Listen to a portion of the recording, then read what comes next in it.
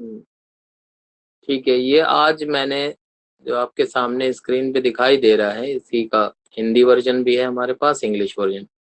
जो हम करना चाहते हैं, ओम्स लॉ की स्टार्टिंग है, ये उससे जुड़ी हुई एक एक्टिविटी आपकी बुक में मौजूद है। उस एक्टिविटी को मैं एक्सप्लेन करना चाहता हूँ। काफी चीजें इससे क्लियर हो सकती हैं। क्या पहले एक सवाल पैदा करा गया है, वो ये है सवाल: Is there a relationship between the potential difference across a conductor and the current through it? क्या कोई रिश्ता इन दो चीजों के बीच में है कि जो विभवांतर, हिंदी में क्या है, पोटेंशियल डिफरेंस, और जो उसके अंदर करंट यानी विद्युत धारा बह रही, उन दोनों के बीच में क्या संबंध है, ये पता करना, कोई संबंध है या नहीं, ये मालूम करने की जरूरत है। चलिए, इस एक्टिविटी के जरिए कुछ हद तक वो समझ में आ जाएगी बात।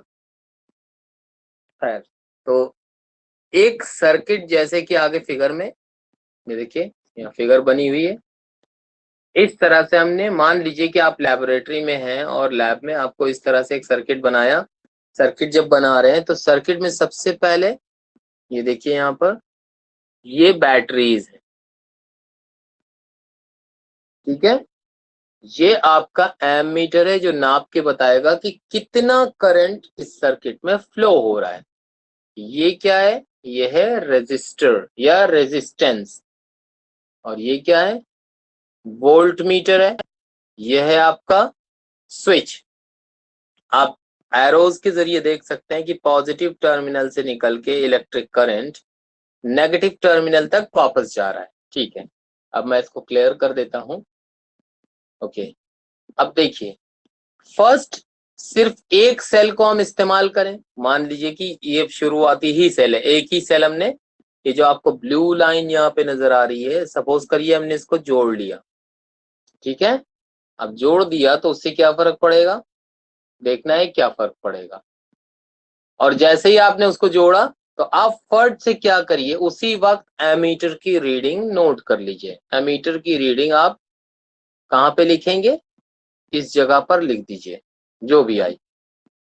और उसी वक्त आप पोटेंशियल डिफरेंस को भी नोट करिए, ठीक है। ये दोनों रीडिंग नोट करेंगे, ठीक। वोल्ट मीटर की और एम मीटर की रीडिंग कैसे, क्या करके, ये वाला हिस्सा आपने एक सेल जोड़ा है, उसको जैसे ही आपने सेल को जोड़ा, ऑन किया सर्किट, फट से आपने दो रीडिंग्स नोट कर ली, वोल्ट मीटर की रीडिंग और एम मीटर की रीडिंग। देख रहे हैं, ये स्विच बंद करने पर ये नौबत आएगी, यानी पहले आपको वो टर्मिनल जोड़ना है ऐसे, उसके बाद ये स्विच को क्लोज करना है, तो उसमें से इलेक्ट्रिक करंट बहेगा और ये जो एक्स और वाई के अक्रॉस वोल्ट मीटर रीडिंग बताएगा और करंट आगे रीडिंग बताएगा, ठीक है। चलिए, इतनी बात हमने नोट कर ली। इसी तरह आपने फिर आपने दो सेल जोड़ दिए। देखिए, दो सेल्स की तरफ कैसे दो सेल जुड़ेंगे, आप क्या करिए, कनेक्शन दो सेल्स को आपस में मिला करके यहां से जोड़ दीजिए। फिर तीन और फिर चार, अलग अलग टाइम पे अलग अलग सेल्स आप जोड़ दीजिए, चार सेल तक जोड़ लेंगे बाद में। और चारों बार एम मीटर और वोल्ट मीटर दोनों की रीडिंग नोट करें, यानी एम्पियर कितने करंट आ रहा है और कितना वोल्ट पोटेंशियल डिफरेंस क्रिएट हो रहा है। आखिरी काम जो आपको करना है, ये दोनों रीडिंग्स यानी V अपॉन आई, V और I को डिवाइड करके यहाँ पर लिख देना है बारी बारी से। इधर इसका इसका नतीजा यहाँ, फिर इधर, फिर इसी तरह इधर, फिर इधर भी, ठीक है। आगे चलते हैं। अब क्या करेंगे, ये रिपीट किया हमने तीनों सेल्स को यूज करते, या फिर उसके बाद चार सेल्स तक। फिर आगे एक ग्राफ जब बनाएंगे V और I के, देखिए उसके बाद हमें एक ग्राफ मेंटेन करना है VI, जो कि आपके यहाँ सामने देखिए आपकी हेल्प के लिए मौजूद है, ये वाला। इस ग्राफ में आपने देखा कि जब एम मीटर की रीडिंग 0.1 थी, मान लीजिए ये वाली एम मीटर की रीडिंग 0.1 थी, तो उस वक्त यहाँ पर ये देखिए पोटेंशियल डिफरेंस 0.2 दिखा रहा है, तो यहाँ पर रीडिंग थी 0.2, ठीक है।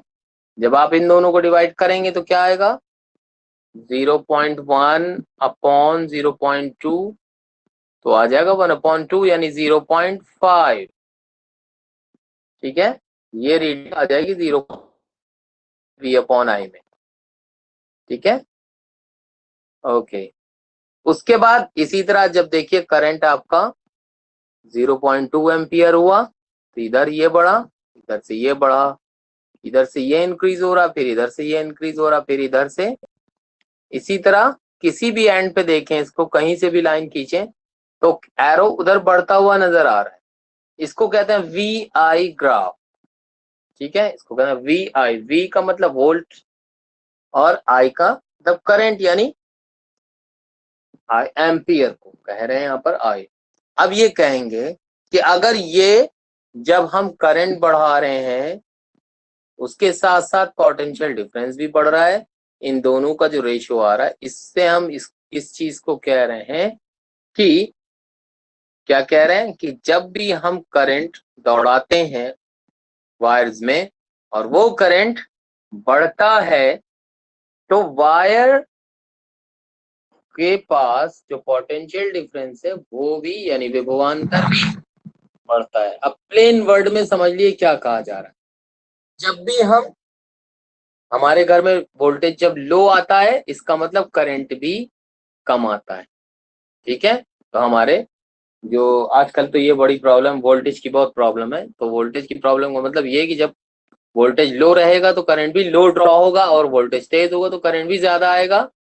और इस केस में हम ओम्स लॉ जो बनाया गया है, ओम्स लॉ ये कहता है कि जैसे जैसे आप सर्किट में करंट ज्यादा करेंगे, इंक्रीज करेंगे, तो फिर पोटेंशियल डिफरेंस भी बढ़ता चला जाएगा।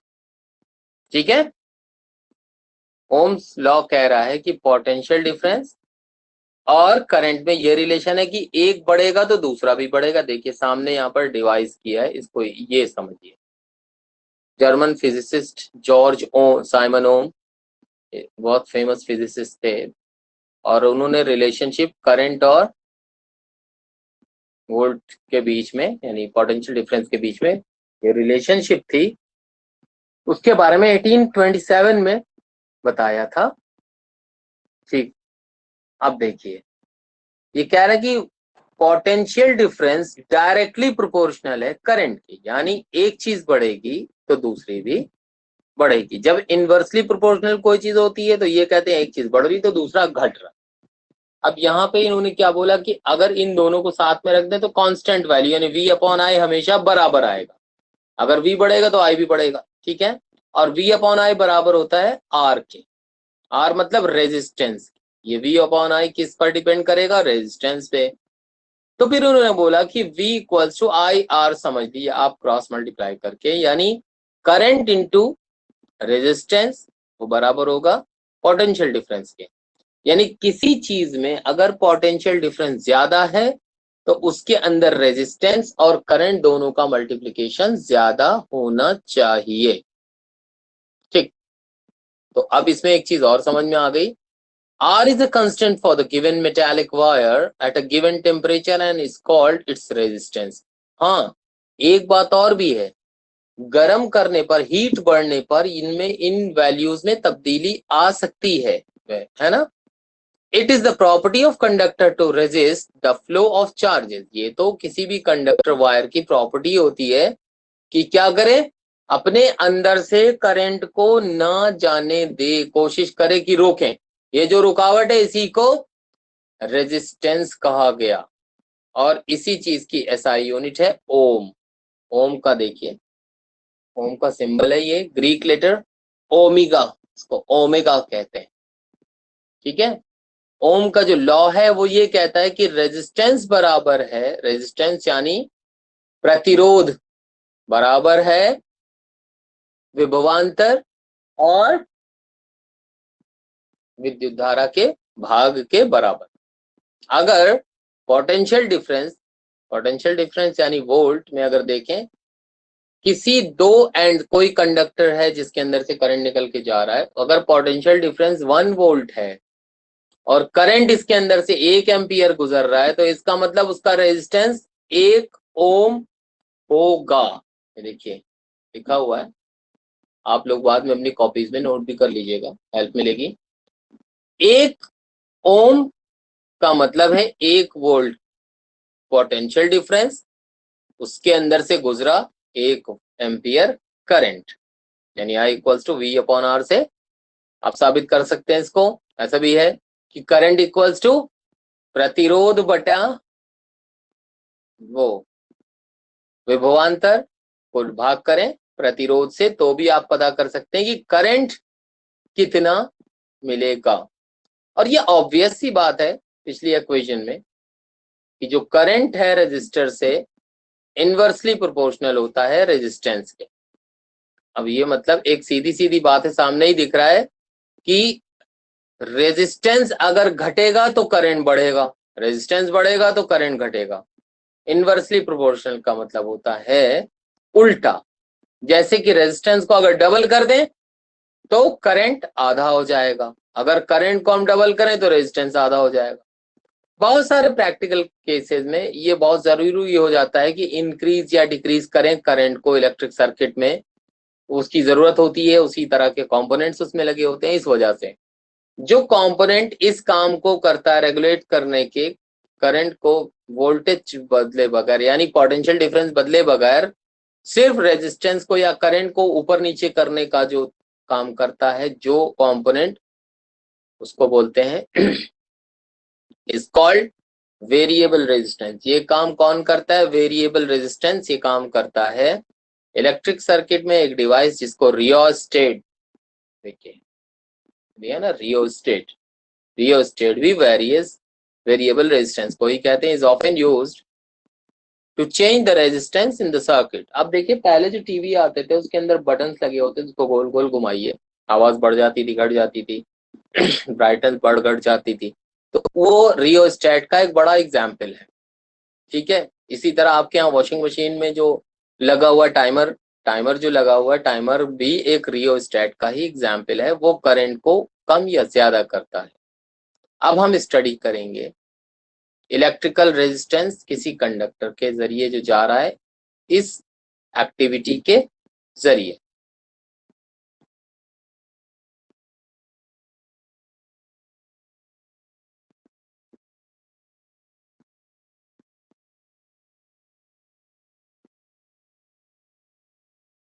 मैंने इसी लेसन का हिंदी वर्जन इसलिए सामने आपके लाए कि आप शायद और बेहतर तरीके से समझ पाएंगे। मैं कोशिश कर रहा हूं कि आप अच्छे से समझ जाएं।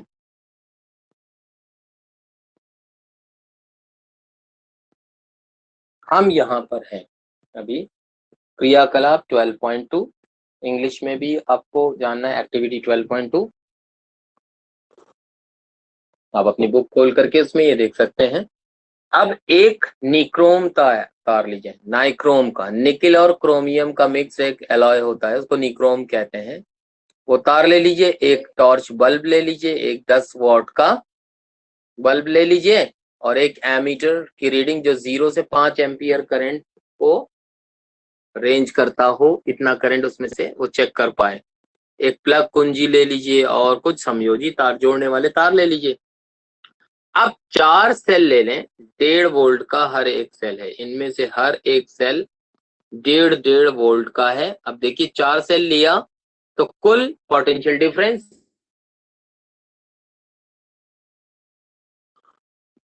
विभवांतर हो गया 1.5 गुणा 4 मतलब 6 वोल्ट का विभवांतर हो गया। अब इसी चित्र की तरह से हम, देखिए जैसे चित्र सामने दिया हुआ है, इसी तरह से एक एक्स वाई की जगह छोड़ देंगे, एक परिपथ हमने बना दिया, परिपथ का मतलब सर्किट बना दिया। अब करंट कहां से गुजरेगा? करंट यहाँ पॉजिटिव टर्मिनल से गुजरेगा, वो भी तब गुजरेगा जब इसको हम जोड़ देंगे। इसको जोड़ने के लिए ही निक्रोम का तार लिया गया है। ठीक, अब इसको समझते हैं आगे। अब क्या करेंगे, एक्स वाई में निक्रोम का एक तार जोड़ेंगे, एक्स वाई पॉइंट जो आपको दिख रहा है, यानी ये जो पॉइंट्स दिख रहे हैं यहाँ पर निक्रोम का वायर जोड़ा हमने। अब निक्रोम का वायर जोड़ने पे क्या करेंगे, फिर उसके बाद स्विच ऑन करेंगे, एमीटर का पाठ्यांक नोट कर लेंगे। जैसे ही आप जब स्विच ऑन करेंगे तो ये पता कर लेंगे करंट कितना आ रहा है एमीटर के जरिए। ठीक है, अब क्या करेंगे, उसके बाद बल्ब में विद्युत धारा कितनी जा रही है वो आपको एमीटर बता देगा। अब कहाँ और आगे क्या कर सकते हैं, देखिए बल्ब यहाँ पे जोड़ा गया 10 वॉट का बल्ब, और ये सब इसी के साथ अटैच किए गए। ठीक, अब अंतराल एक्स वाई में अलग अलग तरह के अवयव जोड़ सकते हैं, निक्रोम का तार जोड़ा या कुछ और, मोटा तार, थोड़ा पतला तार, इस तरह से करके अलग अलग एमीटर में रीडिंग्स ले लेंगे। उसके बाद क्या करेंगे, आप अंतराल एक्स वाई में किसी भी पदार्थ का अवयव जोड़कर इस क्रियाकलाप को दोहरा सकते हैं, किसी भी किस्म का तार लगा सकते हैं। हर स्थिति में एमीटर का पाठ्यांक जरूर नोट कीजिए, उसके बाद इसको एनालाइज करिए। ठीक, ओके, अब देखिए इस क्रियाकलाप में हमें यह पता चलता है, क्या पता चलता है कि अलग अलग अवयवों के विद्युत धारा भिन्न है। मतलब अलग अलग मटेरियल की बनी हुई चीजों में से जो विद्युत धारा गुजर सकती है उसकी मात्रा अलग अलग होती है। यानी एक जैसी विद्युत धारा हर पदार्थ के बने हुए तार से नहीं गुजरती। अब ये भिन्न है क्यों, लेकिन ये फर्क है क्यों ये भी समझना है।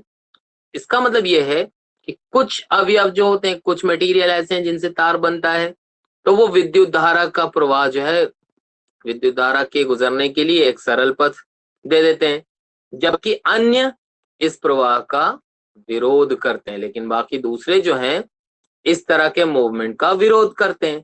हम ये जानते हैं कि इलेक्ट्रॉनों को किसी परिपथ में गति के कारण ही परिपथ में कोई विद्युत धारा बनती। ये बात अभी हम लोग पहले ही पढ़ चुके हैं कि जब इलेक्ट्रॉन्स किसी सर्किट में मूवमेंट करेंगे, गति करेंगे, मोशन करेंगे, तभी उसके अंदर कोई विद्युत धारा बनेगी। फिर चालक के भीतर यानी कंडक्टर के अंदर इलेक्ट्रॉन को गति करने के लिए पूरी तरह स्वतंत्र, लेकिन होता क्या है कि जिस मटेरियल के अवतार बना उसके ऐसा नहीं कि इलेक्ट्रॉन एकदम फ्री मूवमेंट कर सकता है, ऐसा नहीं है। अब क्या होता है, जिन परमाणुओं के बीच ये गति करते हैं उन्हीं के आकर्षण के द्वारा इनकी गति नियंत्रित हो जाती है। जो भी परमाणु, जैसे एक परमाणु में जो इलेक्ट्रॉन है उसने कस के जोर लगाया एक एटॉम के अंदर, तो उसके बगल वाले ने उसको रोका, उसी से कंट्रोल होता है। इसी तरह से किसी चालक से होकर इलेक्ट्रॉन जो गति करते हैं, और उसके अंदर जो प्रतिरोध होता है, प्रतिरोध का मतलब है कि उसके अंदर जो इलेक्ट्रॉन यानी एटम्स में दूसरे इलेक्ट्रॉन्स मौजूद हैं वो उसको रोक रहे हैं, या उसका मटेरियल में जो इलेक्ट्रॉन्स मौजूद हैं, तो विद्युत धारा के स्वतंत्र मूवमेंट को, इलेक्ट्रॉनों के स्वतंत्र मूवमेंट को अंकुश लगाते हैं, कंट्रोल करते हैं। इसीलिए कुछ मटेरियल्स के अंदर विद्युत धारा जब गुजारते हैं तो उसकी रीडिंग कम आती है, कुछ मटेरियल्स में विद्युत धारा के गुजरने पर करंट की रीडिंग यानी एमीटर की रीडिंग आपकी ज्यादा आती है। जिस भी मटेरियल के बने हुए तार से को हमने चेक किया है उसमें अगर विद्युत धारा की रीडिंग यानी एमीटर की रीडिंग ज्यादा आती है तो हम कहेंगे कि यह अच्छा चालक है या सुचालक है, या ये वो कंडक्टर है जिसमें से आसानी से विद्युत धारा जा सकती है। ठीक है, दूसरी तरह के मटेरियल जिसमें से कुछ कम रीडिंग आती है एमीटर की इस प्रयोग के जरिए, तो हम ये कहते हैं कि विद्युत धारा का यह अच्छा चालक या गुड कंडक्टर नहीं है। ठीक है, एक तो नॉन कंडक्टर यानी good conductor, bad conductor, non conductor, तो आप ऐसे कैटेगराइज कर लीजिए अपनी समझ के लिए। गुड कंडक्टर वो है, अच्छा सुचालक वो है जिसमें से विद्युत धारा बड़ी आसानी से गुजरे, एमीटर की रीडिंग ज्यादा है। एमीटर की रीडिंग थोड़ी कम आएगी, हम कहेंगे बैड कंडक्टर है। अगर एमीटर की रीडिंग बिल्कुल जीरो होगी तो हम कहेंगे ये नॉन कंडक्टर है, इसके अंदर से विद्युत धारा गुजरी ही नहीं। ठीक है, सर्वसम साइज का वह अवयव जो उच्च प्रतिरोध लगाता है हीन चालक कहलाता है। हाँ, अब इसमें देख लीजिए एक बात और भी समझने की है। जिस तार के जरिए विद्युत धारा की रीडिंग हमें कम मिली है, यस नॉन मेटल कहते हैं, आप कह सकते हैं नॉन मेटल्स उसी कैटेगरी में आते हैं। जिस तार में हमें विद्युत धारा की रीडिंग अच्छी मिली है हम बोलेंगे कि वह सुचालक है। देखिए हीन चालक या लो, कहते हैं पर्याप्त प्रतिरोध जिसमें लगेगा। हाँ, अब एक चीज और भी देखनी है यहाँ पर, एक ही साइज के चालकों में वह चालक जिसका प्रतिरोध कम होता है, अच्छा अधिक अधिक अच्छा चालक होता है, यानी रेजिस्टेंस कम होता है, तो अच्छा गुड कंडक्टर है वो। और अगर ज्यादा वो प्रतिरोध लगाएगा, रेजिस्टेंस ज्यादा करेगा, रुकावट ज्यादा पैदा करेगा, तो हम कहेंगे कि यह अच्छा चालक या हीन चालक है, थोड़ा सा जाने दे रहा है। ठीक है। समान साइज का कोई विद्युत रोधी इसमें भी अधिक प्रतिरोध लगाता है, और अगर उसी तरह का कोई ऐसा भी चालक हो तो विद्युत रोधी चालक तो है ही नहीं, कोई ऐसे भी अवयव होते हैं कि बिल्कुल ही विद्युत नहीं जाने यानी करंट नहीं जाने देंगे, उसको हम बोलेंगे कि उसमें प्रतिरोध बेहद है, बहुत ज्यादा है। ठीक है। अब हम इस चीज की तरफ बढ़ रहे हैं कि वो कंडीशंस जिनके जरिए जिन पर किसी चालक का प्रतिरोध निर्भर करता है, हम उन चीजों को जानने की कोशिश कर रहे हैं जिन पर वो कॉजेस जानने की कोशिश करेंगे कि किसी कंडक्टर का रेजिस्टेंस किस किस चीज पर डिपेंड है।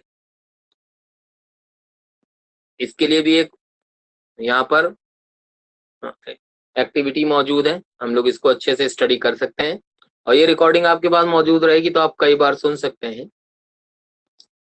तो अब इसको क्रियाकलाप 12.3 की तरफ जरा गौर से ध्यान दें। एक सेल लिया आपने, देखिए एमीटर लिया, सेल लगा हुआ है यहाँ पे, ये आपका सेल है, ये एमीटर है, दिखा ही हुआ ए। ठीक है। और एल लंबाई का निक्रोम तार, एल लंबाई का, देख रहे हैं ऊपर 1 2 3 4 दिख रहे हैं आपको। कोई नाइक्रोम वायर ले लिया आपने, तथा एक प्लग कुंजी यानी के जो लिखा हुआ वो प्लग कुंजी लिखा और फिर परिपथ को जोड़ दिया। अब इसमें हमने क्या करा, सबसे पहले प्लग में कुंजी लगाया यानी स्विच ऑन कर दिया, एमीटर में विद्युत धारा कितनी जा रही वो नोट कर ली। अब निक्रोम तार को अन्य निक्रोम तार से प्रतिस्थापित कीजिए। अब जो आपने तार लिया था नाइक्रोम का, ये देखिए ये वाला जो आपने पहला तार लिया था, पहले इससे रीडिंग नोट करिए। फिर अब क्या करिए, निक्रोम तार को दूसरे तार से, मतलब दूसरा तार एक निक्रोम का लीजिए वो लगाइए, इसकी मोटाई तो समान हो लेकिन लंबाई दुगनी, यानी अब आपको ऐसा एक तार इस्तेमाल करना है जो उसी की तरह का है, लेकिन ये देखिए लंबाई ज्यादा हो गई ना, दुगनी लंबाई का है। उसके बाद आप नोट करिए कि एमीटर की रीडिंग क्या है। फिर अब आप क्या करिए, आप तार का साइज वही रखिए लेकिन ऐसा तार लीजिए जो मोटा ज्यादा हो। ठीक है, ऐसा कर लीजिए। चौथे मामले में क्या करिए, देखिए लिखा हुआ है ना, हाँ, समान लंबाई के तार ले लिए। हर बार हम एमीटर की रीडिंग नोट करेंगे। अब चौथी बार में आपने ऐसा एक तार लिया है कि और भी पतला है। ठीक है, हर बार रीडिंग नोट करिए और फिर उसके बाद हम अलग अलग इनके अंतर को ध्यान से परखेंगे। तो ये अब इसका एक, क्योंकि लेबोरेटरी तो मौजूद है नहीं, स्कूल भी नहीं खुले, तो आप ये काम ऐसे नहीं कर सकते, फिर भी मैं कोशिश करता हूँ कि शायद आपको बेहतर समझ में आ जाए। हर मामले में विद्युत धारा के मानों को का जो अंतर आ रहा है वो अलग ध्यान से देखें। क्या विद्युत धारा चालक की लंबाई पर निर्भर है? क्या विद्युत धारा उपयोग किए जाने वाले तार के मोटाई पर या उसके क्षेत्रफल पर निर्भर करता है? अब देखिए जो रिजल्ट निकाला जाएगा वो ये है कि जब तार की लंबाई दुगनी कर देंगे तो एमीटर का पाठ्यांक यानी एमीटर की रीडिंग आधी हो जाएगी। जैसे ही तार की लंबाई यानी रेजिस्टेंस जब डबल हो जाता है तो एमीटर की रीडिंग आधी हो जाती, करंट आधा जाता है। अब इसी तरह से उसी मटेरियल का और बराबर लंबाई का मोटा तार जोड़ दें तो एमीटर का पाठ्यांक बढ़ जाएगा, यानी आपने जैसे ही तार की मोटाई बढ़ाएंगे तो उसका रेजिस्टेंस घट जाएगा और एमीटर में करंट ज्यादा दिखाई देगा। और एमीटर के पाठ्यांक में तब भी अंतर आएगा जब अलग अलग पदार्थ के बने हुए उसी बराबर लंबाई के और उसी काट की मोटाई के आप अलग अलग चीजों के वायर लगाएंगे तो भी अलग अलग आएगा। अब ओम का जो नियम है उसके हिसाब से अगर हम, का मतलब ये होगा, ये देखिए हम ये पाते हैं, मैं मार्क कर देता हूं कि किसी चालक का प्रतिरोध, यानी प्रतिरोध किस किस चीज पे निर्भर है?